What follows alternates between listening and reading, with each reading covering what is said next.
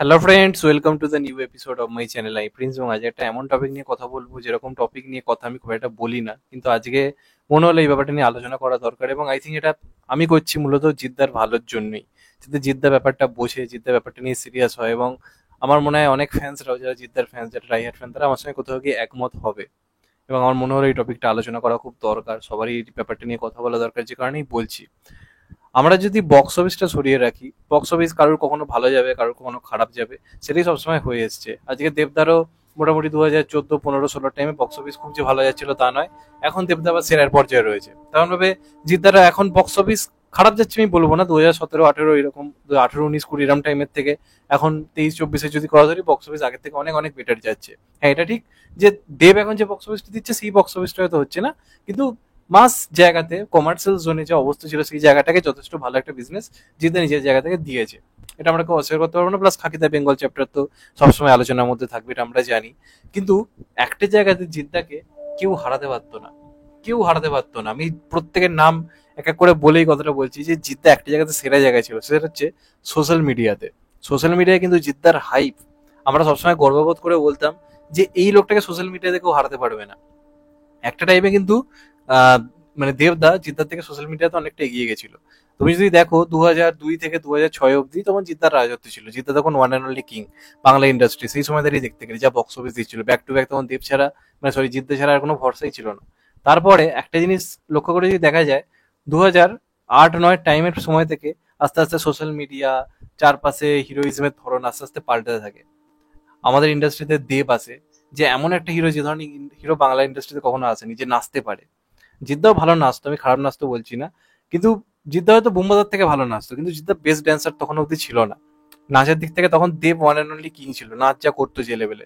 তারপর অঙ্কুশ এলো, আস্তে আস্তে কিন্তু নাচের ধরন পাল্টে থাকে। এবং তখন সোশ্যাল মিডিয়াতে ছেলেমেয়েরা মানে দেবদার জন্য রীতিমতো পাগল ছিল। একটা হিরো যে নাচতে পারে, পরপর হিট দিচ্ছে, একটা আলাদা ক্রেজ তৈরি হয়েছিল, যে কারণে তখন জিদ্দার হাইপ কিন্তু আস্তে আস্তে পড়তে শুরু করে। 2008, 2009 এরকম একটা টাইম করে জিদ্দার হাইপ আস্তে আস্তে কমতে থাকে, দেবদার হাইপ মানে নাম্বার ওয়ান জায়গায় গিয়ে পৌঁছেছিল।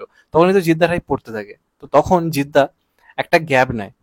এবং জিদ্দা কিন্তু 2008, 2009 এরকম একটা টাইমে সোশ্যাল মিডিয়াতে অতটা অ্যাক্টিভ ছিল না। এবং সেই গ্যাপটা নেওয়ার পরে জিদ্দা প্রথমে কি করলো, নিজের ওয়েট কমালো, বডি ট্রান্সফরমেশন করলো, এবং নিজের লুক রীতিমতো চেঞ্জ করলো, হেয়ার স্টাইল চেঞ্জ করলো, করে একটা দুর্দান্ত কামব্যাক করলো। এবং 2012, 13, 14 এই টাইমে আমরা যদি দেখি, বা 15, 16, 17 অব্দি আমি যদি দেখি, এই সময় কিন্তু জিদ্দা হাইপের দিক থেকে সবকিছুকে ছাপিয়ে গেছিল। ইভেন দেবদাও তখন কিন্তু জিদ্দার সঙ্গে ক্লাসে হেরেছিল। বচ্চন ভার্সেস যোদ্ধার কথা তুমি যদি দেখে নাও, বা বস টু ভার্সেস চ্যাম্পের কথা তুমি যদি দেখে নাও, জিদ্দার কিন্তু সোশ্যাল মিডিয়াতে একটা আগুন লাগানো ক্রেজ তৈরি হয়েছিল, মারাত্মক লেভেলের। এবং এই যে 13 মিলিয়ন আজকে ফলোয়ার, যেটা বাংলা ইন্ডাস্ট্রিতে হাইয়েস্ট, সেটা কিন্তু এমনি এমনি হয়নি।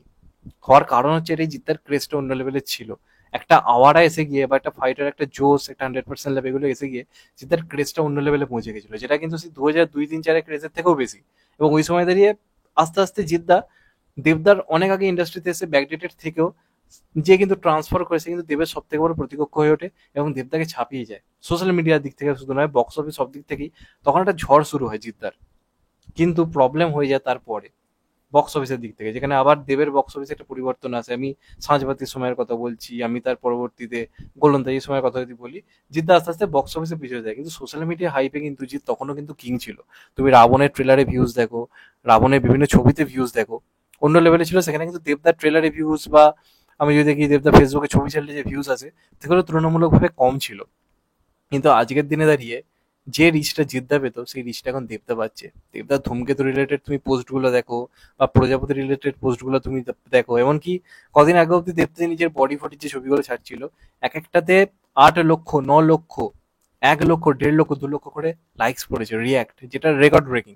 এবং এটা কিন্তু জিদ্দার ক্ষেত্রে এককালে হতো। জিদ্দা এককালে, যবে থেকে জিদ্দা নিজের প্রডিউসার হয়েছে, মূলত 17, 18 টাইম থেকে জিদ্দা কি করলো, নিজের পেজ থেকে রিলস ছাড়া শুরু করলো, প্রচুর পরিমাণে রিলস। এবং কিছু কিছু রিলসে খুব ভালো কিন্তু ভিউজ এসছে।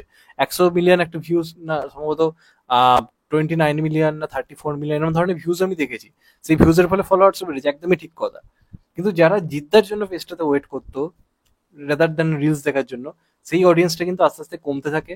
এবং সেটা এই রিলস ছাড়ার কারণে জিদ্দার অ্যাক্টিভিটি ক্রমশ কমে যায়। জিদ্দা সেই পেজটাকে পুরোপুরি রিলস ছাড়ার জন্যই ছেড়ে দিয়েছে, যে কারণে জিদ্দাকে সোশ্যাল মিডিয়াতে দেখার যে ভিড়টা ছিল, সেটা কিন্তু আস্তে আস্তে কমছে। অপরদিকে দেবদা নিজের পেজ থেকে কিছুই ছাড়ে না, শুধুমাত্র সিনেমার আপডেট দেয়। যে কারণে এক হচ্ছে কি, তার সিনেমার যখন সে পোস্টগুলো করছে, পাবলিক খুবই ইন্টারাক্ট করছে, যেটা জিদ্দার ক্ষেত্রে এখন হচ্ছে না। তুমি জিদ্দার রিসেন্ট দেখে নাও যে পোস্টগুলো জিদ্দা করে 10-12 হাজারের রিয়েক্টের মধ্যে আটকে যায়। ইনস্টাতে একটু বেশি হয়, তাও তাও আগের মতো রিচটা কম। এর পিছনে কারণ কিন্তু একটাই, প্রচুর পরিমাণে রিলস ছাড়া। এবং আজকের দিনে দাঁড়িয়ে মানে জিদ্দা কিন্তু সোশ্যাল মিডিয়া কিং এর যে তকমাটা কিন্তু আস্তে আস্তে কমছে।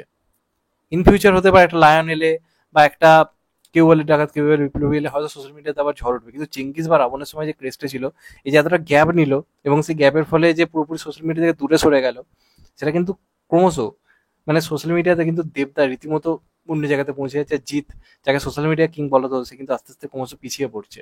এবং আমি একটা জিনিস লক্ষ্য করেছি, আমি জানি না কজন একমত হবে, জিৎ ফ্যান্সদের কিন্তু অ্যাক্টিভিটি আগে থেকে একটু কমছে। আমি এটা খারাপভাবে বলছি না, আমি এটা লক্ষ্য করেছি যে আগে জিৎ ফ্যান্সরা যেভাবে অ্যাক্টিভ থাকতো, এখন যেন তারাও নেগেটিভিটি নিয়ে চলছে। এই কেউ বলে বিপ্লবী, কেউ বলে ডাকাত নিয়ে, অনেকের মনে দেখতে পাচ্ছি তারা আগে থেকে নেগেটিভিটি হচ্ছে। এই জিনিসটা কিন্তু ছিল না, আমি জানি না কেন। এক হতে পারে জিদ্দা একদমই আপডেট দিচ্ছে না বলে ফ্যান্সদের রাগ, বা নানা কারণ হতে পারে। আমার মতে এইটা সবার আগে বন্ধ হওয়া উচিত। এটা একটা অন্যতম বড় রিজন, এটা হচ্ছে ফ্যাক্ট। কিন্তু জিদ্দার যে রিচটা ছিল, সেটা কিন্তু আমি এখন অনেকটাই কম দেখছি। রিজন হচ্ছে একটাই, সিনেমা করা কমিয়ে দেওয়া, সোশ্যাল মিডিয়াতে দর্শকের সঙ্গে ইন্টারাক্ট কমিয়ে দেওয়া, লাইভ কমিয়ে দেওয়া। এই লাইভের কথাটা আমি কেন বলছি, আমার মনে হয় যে 2017 বা 2018-র দিকে ইন্সপেক্টর নটিকে বা কিছু একটা সময় হবে, যেটা তখন লাইভে এসছে, আমি দেখছি প্রায় 90,000 1 লক্ষ লোক একসঙ্গে লাইভ দেখছে। আমার মনে হয় না এরম ক্রেজ কারোর হয়েছে বলে, এমনকি দেবদার এই প্রাইম টাইমে যদি দেবদার লাইভে আছে, হয়তো একসঙ্গে 65-70 হাজার লোক দেখতে পারে। কিন্তু আমি সেই সময় দাঁড়িয়ে বলছি, আমার এখনো মনে আছে 95,000 থেকে প্রায় 1 লক্ষ লোক লাইভ দেখছে জিদ্দার, এবং সেটাতে প্রায় ভিউজ এসছে প্রায় 25 মিলিয়নের কাছাকাছি। এই লেভেলের রিচ ছিল। সেই রিচটা কিন্তু এখন অনেকটা কমের জায়গাতে এসে দাঁড়িয়েছে, এবং ওটা কিন্তু কোনো বুস্ট মারা রিচ নয়, একদম লাইভ রিচ। লাইভটাই তো প্রমাণ করে দিচ্ছে যে কত লোক জিদ্দার পেজটা ফলো করতো, ওয়েট করে থাকতো। তখন কিন্তু জিদ্দা এত রিলস ছাড়তো না। এবং যবে থেকে ছাড়া শুরু করেছে, জিদ্দার পেজের অ্যাক্টিভিটি ক্রমশ কিন্তু কমছে, রিচ কমছে। এবং ইউটিউবের তো একটা বা ফেসবুকের একটা অ্যালগোরিদম থাকে, সেই অ্যালগোরিদম থেকেই কিন্তু এটা হচ্ছে। তো আমার মতে, আগেও বলেছি আবারও বলছি, জিদ্দা এখনো সোশ্যাল মিডিয়া কিং আছে, থাকবে, কিন্তু নিজের দোষে পাবলিকের সঙ্গে ইন্টারাকশনটা কমিয়ে দেওয়া আমার মতে ঠিক হবে না।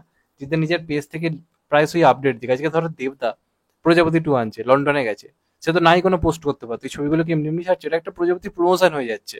লোকে প্রতি মুহূর্তে বলছে আচ্ছা লন্ডনে শুট হচ্ছে প্রজাপতি 2 এর, ধূমকেতু নিয়ে দেবদা কত পোস্ট ছাড়ছে। ইভেন রঘু টাকাত নিয়েও শুটিং এ যখন থাকে প্রত্যেকদিন যে আপডেট দেয়, সেখানে ধরো এই যে জিদ্দা কেউ বলে বিপ্লবী, কেউ বলে ডাকাত, কদিন পর থেকে শুটিং শুরু হবে, মিডিয়া মারফত নানা রকম খবর আসছে।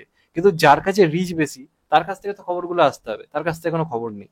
শুধুমাত্র একটা লাস্ট পোস্ট এসছে, কেউ বলে বিপ্লবী, কেউ বলে ডাকাত, শুধুমাত্র একটা লোগো, কিন্তু আর কোনো রকম খবর নেই। এবার রিলিজের 1 মাস আগে হয়তো জিদ্দা প্রমোশন করবে। এই ব্যাপারটা চেঞ্জ করার টাইম এসছে। এবং এই একটা জায়গাতেই কিন্তু জিদ্দার থেকে দেবদা বর্তমান টাইমটাকে অনেকটা বেশি গ্রহণ করেছে।